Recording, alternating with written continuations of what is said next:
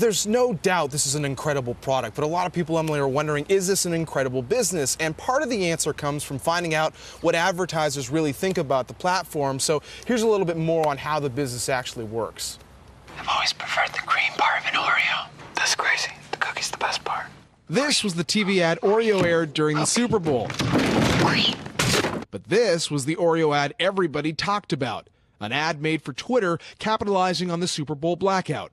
Twitter uses this example to show how it's shaking up the ad business. 65% of people on Twitter are actually doing it on their phone in front of a TV. 33% are tweeting about what they're actually watching. So those are moments that we never had before as marketers. Along with Oreo, American Express, JCPenney, and Dell are all examples of big brands betting on Twitter ads. They have succeeded in Madison Avenue to a degree that is the envy of every company on earth, right? You don't see an advertisement or anything today without a Twitter handle built into it.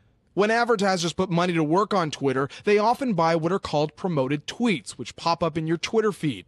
If somebody retweets that promoted tweet or follows a brand on Twitter after seeing that tweet, Twitter gets paid. Experts say that payment could be 50 cents each time a Twitter user engages with a brand, but during bigger events like the Super Bowl, it could be a few bucks.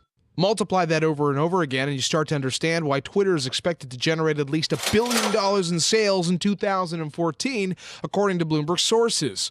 But what's the brand's return on investment?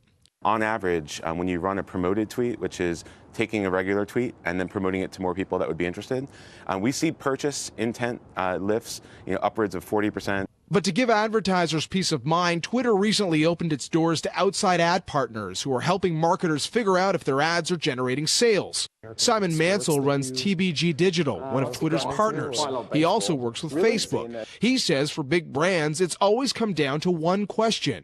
When you get a lot of exposure on Twitter and Facebook, do you sell more stuff? And sometimes the answer is no, you don't. And that doesn't mean you should stop advertising on Twitter and Facebook. It's where people spend 20% of their time when they're on, say, a mobile device.